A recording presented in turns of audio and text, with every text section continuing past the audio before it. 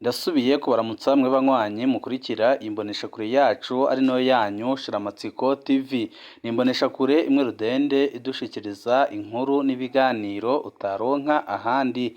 Uyu ni umwanya w'amakuru agezweko ari kuvugwa ngaha mu gihugu c'u Burundi, aho ino mboneshakure yacu ari nayo yanyu Shiramatsiko TV ibategurira amakuru ahambaye cane aba ari kuvugwa mu bisata bitandukanye, aho twibanda cane ku makuru aba ari kuvugwa ku gateka kazina muntu, aba ari kuvugwa mu butungane, aba ari kuvugwa mu cibano, aba ari kuvugwa ku mbuga ngurukana bumenyi, aba ari kuvugwa muri politike ndetse n'andi yose mutamenye, mamwe aranyegejwe ubutegetsi butaba bushaka ko mumenya, yose turatohoza amaze tukabashikiriza ide nido. Niki cyabaye cyatumye Perezida Evariste Ndayishimiye yemera ko ibisigarira bya Pierre Buyoya bitahukanwa mu gihugu c'u Burundi? Mu minsi ishize twabahaye inkuru irebana n'ibiriko birakorwa kugira ngo ibisigarira bya Perezida Pierre Buyoya bigarukanwe mu gihugu, amaze ashingurwanwe iteka n'abiwe. Amakuru ariko aradushikira aremeza ko ibisigarira bya Pierre Buyoya byamaze gushika mu gihugu c'u Burundi. Hari byinshi bitandukanye umuryango wa Perezida wahoze ari Perezida w'igihugu c'u Burundi Pierre Buyoya watangaje, kandi ukaba wavuze amajambo akomeye cyane kuri Perezida Evariste Ndayishimiye wemeye ko ibyo bisigarira by'umuhisi Pierre Buyoya bigarukanwa mu gihugu. Turaza kugaruka kuri ayo majambo ndetse tugaruke no ku kintu gikomeye cyane cyaba cyaratumye Perezida Evariste Ndayishimiye yemera ko Pierre Buyoya agarukanwa mu gihugu c'u Burundi, ndetse n'icyaba kigiye gukurikiraho. Byose nyine tugiye kubashikiriza mu idonido ry'amakuru. Turaza no kubabwira ku bintu bitangaje kandi biteye ubwoba byaranze urubanza rw'umumenyeshamakuru Kelly, aho benshi bavuga ko ari urubanza rwajemwo ibibazo bitandukanye cyane kandi rwagaragayemwo amanyanga ahambaye. Benshi bati ubutungane bukoreshwa mu nyungu z'abakomeye mu gihugu c'u Burundi. Umunyororo w'imyaka 5 n'ihadabu ry'umuriyoni w'amafaranga y'amarundi nico gihano umushirizamanza asabiye kuri uyu wa kabiri umenyeshamakuru Kenny Claude Nduwimana, aho yamusabiye icyo gihano kubera ibyaha bitandukanye yagirijwe, harimo gutyoza abategetsi bakomeye cyane kugeza kuri Perezida Evariste Ndayishimiye. Nabyo nyine murabikurikira mu idonido ry'amakuru, aho muza kumenya byinshi mutigeze mumenya. Ninde akwiye guhagarika ikinyobwa ca Sapporo? Ninde akwiye gufata ingingo? Ubwo si udukino abategetsi barimwo. Amakuru ahari nuko icyo kinyobwa cyoba kigiye guhagarikwa, ariko bikaba bigiye gukorwa ku nyungu z'umutegetsi ukomeye cyane ngaha mu gihugu c'u Burundi. Nabyo nyine murabikurikira mu idonido ry'amakuru, aho muza kumenya ibintu byinshi bihambaye kandi biteye ubwoba biriko birakorwa n'abategetsi ba CNDD FDD. Ishirahamwe Orukomo ryishinze kurwanya igiture n'isesagurwa ry'amatungo ya leta rivuga ko hari amatungo ya leta atangwa hatisunzwe amategeko. Ibyo nabyo ngo bituma igihugu kihahombera iyo adakoreshejwe ico yasabiwe. Gabriel Rufyiri arirongoye asanga biva ku nyungu z'abantu no kutamenya guha agaciro iby'igihugu. Nabyo nyine muraza kubikurikira mu idonido ry'amakuru, aho muza kumenya ibintu bitangaje kandi biteye ubwoba biriko birakorwa ku butegetsi bwa Perezida Evariste Ndayishimiye. Ni byinshi twabateguriye tugira ngo tubashikirize, wecu busabwa nta cindi. Niba ukunda amakuru n'ibiganiro tudahwema gucisha kuri uno muyoboro wa YouTube Shiramatsiko TV, ukaba utarabyonda kuri sabone, akanika karyo keza ko gupyondaho kugira ngo uko dushizeho amakuru n'ibiganiro bene nk'ibi ujye uba wa mbere mu gushikirwa nabyo. Mbere yuko tubabwira icyo umuryango umuhisi wahoze ari umukuru w'igihugu Pierre Buyoya watangaje kuri Perezida Evariste Ndayishimiye nyuma yuko ibisigarira by'umubiri wa Pierre Buyoya byashikanywe mu gihugu c'u Burundi, reka tubanze tubabwire amakuru atandukanye kandi adahumuriza ari kuvugwa mu gihugu c'u Burundi. Ninde akwiye guhagarika ikinyobwa ca Sapporo? Ninde akwiye gufata ingingo? Ubwo si udukino abategetsi barimwo. Haciye iminsi itari mike havugwa ikinyobwa Sapporo, benshi bemeza ko ico kinyobwa kibangamiye cyane amagara y'abantu, abandi bakavuga ko kibafasha kwiruhura mu bibazo barimwo byugarije igihugu muri kino gihe. Muri ino minsi mu rugendo umukuru w'igihugu Evariste Ndayishimiye arimwo mu ntara zitandukanye rwitiriwe Inkebuzo, yumvikana ariko anegura cane ico kinyobwa ca Sapore, aho aciye hose kenshi akavuga ko ico kinyobwa kibangamiye amagara y'abanyagihugu arongoye kandi kizotuma badashika ku mugambi w'imbona kazoza ya 2040-2060. Hamwe Evariste Ndayishimiye yumvikana abwira abanyagihugu ati kirya kinyobwa ni uburozi bubi, ndabahanure ntimusubire kukinywa, birica amagara yanyu. Abagabo ntaco bagihereza amaboko kandi ntibakirangura amabanga yabubatse kubera Sapore. Evariste arongera kandi ati harya wosanga urya uhingura Sapore atanzoga anywa ariko agakora ibyica amagara y'abantu. Muri urwo rugendo arimwo umukuru w'igihugu ahamagarira abarongoye intara bumva ko biyemera gufata ingingo ihagarika ico kinyobwa Sapore mu ntara zabo mu kugira ati Buramatari yumva ko yemera nahagarike Saporo mu ntara yiwe. Guhera ejo hahise ku igenekerezo rya 15 ukwezi kwa karindwi 2024 ababuramatari batandukanye baciye batangura gufata ingingo zo guhagarika ico kinyobwa kwinjira no kudandarizwa mu ntara zabo. Watanguye ejo hahise yabaye buramatari wa Kirundo Viatori Segasago. Uno munsi ku igenekerezo rya 16 ukwezi kwa karindwi 2024 buramatari wa Mwaro Colonel Gasanzwe Gaspari ahejeje gusohora itangazo rihagarika ico kinyobwa. Uno munsi nyine umukuru w'igisagara ca Bujumbura Jimmy Hatungimana ahejeje gusohora itangazo rihagarika Sapore aho arongoye kumbure n'abandi bari inyuma. None koko niko byategerezwa kugenda. Abahinga mu by'ubudandaji n'ubutunzi twayaze baranegura cane uko biriko birakorwa. Uba bavuga ko ibyo bigaragaza ko igihugu kidafise uko gitunganyije kuko hari ugusohoka ingingo imwe ihagarika ico kinyobwa mu gihugu cose bahereye kugihingurirwa. Abahinga twayaze bagira bati ibyo bintu ni akamaramaza, akajagari mu bisanzwe. Umukuru w'igihugu amaze kuvuga ko ikinyobwa kibangamiye amagara y'abanyagihugu arongoye, ubwo nyine ico kinyobwa caca gihagarikwa mu gihugu cose, bagahagarika n'ibihingurira n'amahinguriro agihingura. Iyo ngingo yari kuba yasohowe n'ubushikiranganji bw'ubudandaji iherekejwe n'ingingo y'ikigo BBN kisuzuma ibijanye n'ubuziranenge. Abo bahinga kandi bavuga ko ingingo nk'izo zategerezwa kwigwa neza ku buryo zikingira amafaranga y'abanyagihugu badandaza ico kinyobwa. Kuri ico kibazo abo bahinga bagira bati mu guhagarika ico kinyobwa ubushikiranganji burabimenyesha bugatanga ikiringo kugira ntihagire umudandaza asubira kurangura ico kinyobwa kugira ibyo baranguye bihere, canke ubushikiranganji bugasaba abadandaza gusubiza mu ihinguriro ibyo baranguye, bagaca bategeka iryo hinguriro gusubiza amafaranga y'abo badandaza.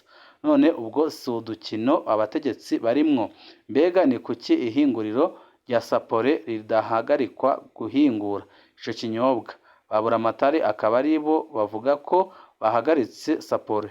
Biravugwa Sapore ihingurwa n'igihangange mu butegetsi. Izo ngingo zikaba arizo gusamaza abanyagihugu kuko bari bamaze igihe basemerera, ariko izo ngingo zikaba zizomara umwanya urume rumara. Amakuru dufise kandi adushikira ku gihe aremeza ko icyo kinyobwa cya Sapore gihingurwa n'umuntu ukomeye cane kandi uhambaye mu butegetsi bwa CNDD-FDD, akaba ari n'umujenerali warwanye bikomeye cane. Akaba ariyo mpamvu izi ngingo zafashwe zifata nk'izo gusamaza abanyagihugu, icyo kinyobwa kitazigera kiva ku isoko. Tuve kuri iyo nkuru, amakuru yacu tabananize ku biriko biravugwa aho Kenny Claude Nduwimana bamukatiye umunyororo bamusabiye umunyororo w'imyaka 5 n'ihadabu ry'umiliyoni w'amafaranga y'amarundi. Umunyororo w'imyaka 5 n'ihadabu ry'umiliyoni w'amafaranga y'amarundi nico gihano mushizamanza asabiye kuri uyu wa kabiri umenyeshamakuru Kenny Claude Nduwimana. Byavuzwe n'abamuburanira inyuma y'intahe y'icesi hagirizwa gucafuza bamwe mu bategetsi b'igihugu no guhungabanya umutekano w'igihugu. apfungiwe mu ibohero rikuru rya Mpimba kuva muri Gitugutu umwaka uheze. Uwo bagirizwa icaha kimwe yarekuwe by'agateganyo. Uyu munsi yitabye ubutungane. Ku wa kabiri Rusama ntiyari yarengutse, ibyatumye urubanza rwungururizwa kuri uyu wa 16 Mukakaro. Icavuye muri urwo rubanza kizomenyekana inyuma y'ukwezi. Abamenyeshamakuru ba radiyo Isanganiro babonesha ntibemerewe kurukurikirana. Babwiwe ko ataruhusha babisabiye kandi babwirwa ko rwose bitari mu nyungu z'ibyo kumenya ibiriko biraba. Naho ishirahamwe Orikomo ryishinze kurwanya igiturire n'isesagurwa ry'amatungo ya leta rivuga ko hari amatungo ya leta atangwa hatisunzwe amategeko. Ibyo nabyo ngo bituma igihugu kihahombera iyo adakoreshejwe ico yasabiwe. Gabriel Rufyiri arirongoye asanga biva ku nyungu z'abantu no kutamenya guha agaciro iby'igihugu. Uwo arongoye Orikomo abivuga afatiye kwitongo leta iherutse kwisubiza riri muri komine Gihanga mu ntara ya Bubanza, ryari ryahawe ishirahamwe Tanganyika Tairo Industry mu mwaka wa 2015 kugira riharangurire umugambi wo gufyatura amakaro, ariko ntiryahakorera. Ryohagaruriye uwo mugambi mu kiringo c'imyaka 50. Gabriel Rufyiri asaba abatanga amatongo n'abanyahabwa kwama ntaryo biyumvira ineza ya benshi.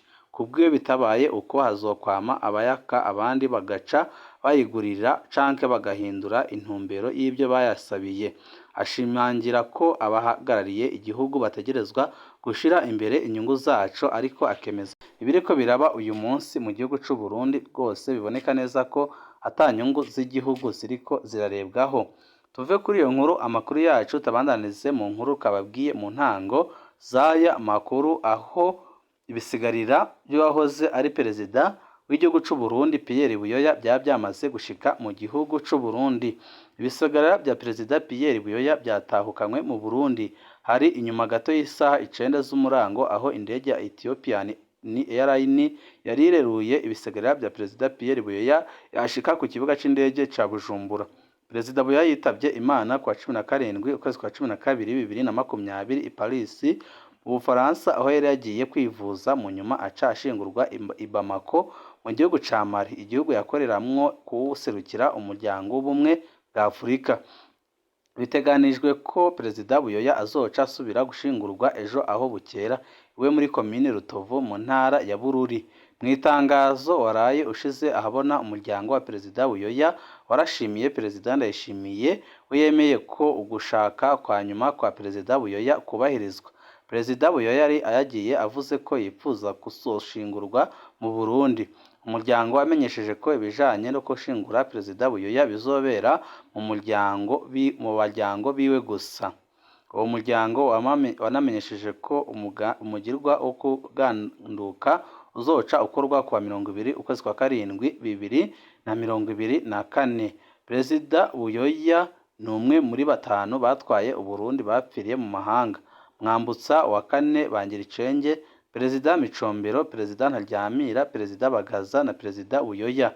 Utaratahanwa asigaye ari umwami Mwambutsa wa 4 Bangiricenge wenyine.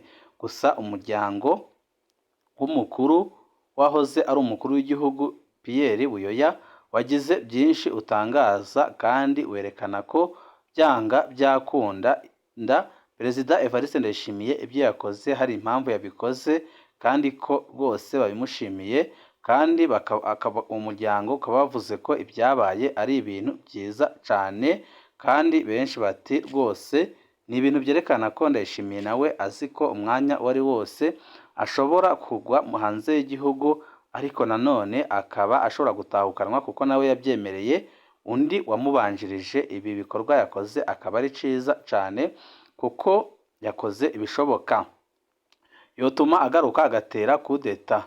Benshi bati yaba yari muzima ngatere kudeta perezida Evariste Ndayishimiye. Iyo aza akomeye akaraba aho tugeze nabyo ibyo kuzana ibisigarira byiwe nta kintu biriko birateza imbere igihugu. Imana imwakire mu bwami bwayo. Ntitwari tuzinanye, ariko abo yahahereye amata ku kiganza nibo bamwambitse ibara. Perezida Pierre Buyoya rwose yakoze ibintu byiza cyane naruhukire mu mahoro. Bagiricenge bazubahirize icifuzo ciwe ca nyuma co gutahanwa mu Burundi. Ego yatashe kandi ni byiza, ariko rero Ndadaye w'inyabihanga aracari ku gahanga kiwe. Suyu yari umugabo ku ntwaro yiwe twari tubayeho neza, ntibisa n'ubu ibintu byose byaduze no kubura bikabura kandi atantambara ihari, ariko wewe baramufatiye imbarigo ariko igihugu gitera imbere. Nkazabona umukuru w'igihugu atahashitse kwifatikanya n'abandi, nzoca mpibura ko abarundi twinjiranywe ku buryo bukomeye cane. Micombero ntiyapfuye, yaripfishije, hama Bagaza aramurarira barakora Buyoya atifishije, kuko babifise ubwenge. kubera iki ahambwa mu muryango? Rero nibasuzume katajabona aje gutera kudeta. Aba nyine nabavuga ibitaroranye, ariko nyine urumva ko rwose biteye isoni kubona umuntu amaze imyaka hafi 4 yitabye Imana, ariko ukavuga ko akiri muzima. Nuko icubahiro nubwo kitakuva ko ngo kije ku wundi, urapfa ukagisiga uyu mubiri duhenda. Nakamanyu k'umutsima gusa, nukuri nakamanyu k'umutsima. Bazomwibukira kwigandagurwa rya nyakwigendera Melchior Ndadaye, incungu ya demokarasi hamwe na kudeta zaranze intwaro yiwe, hatibagiwe n'ibyagiye biba ndetse na Ntega Marangara. Ibihuruhukire mu mahoro, yarakoze byinshi, ntago igihugu kigeze gitemba nk'uko kimeze uyu munsi. Natahe yari intwari gusa, yarakoze ikosa ridaharirwa amagorwa Dede idukorera iyo nawe yiba amatora. Rwose ubu nta kibazo tuba dufise, nukuri rwose yakoze ikosa rikomeye ryo guha igihugu abadede. Rwose yakoze igikorwa kibi cyane, yijeje igihugu kure cyane. Kuri njyewe upfuye aba yarigendeye. Burya Perezida Ndayishimiye abaye intwari yo kwibuka umuryango wa Buyoya, akibuka yuko atazotura nk'umusozi ko uko agenza ariko azogenzwa, kuko igihe kizagera abana be n'abagandaba ubufasha. Burya ugira neza ukayisanga imbere. Ibi ni ibitekerezo ndetse n'ibyumviro bitandukanye bya bamwe bakurikira n'umuyoboro wa YouTube, bagiye bavuga ibitandukanye birebana n'ibi ngibi byaraye bikozwe na Perezida Evariste Ndayishimiye, aho ubu ibisigarira by'uwahoze ari umukuru w'igihugu Pierre Buyoya byamaze gushikanwa mu gihugu c'u Burundi. Ibihe byiza nibyo ndabipfurije.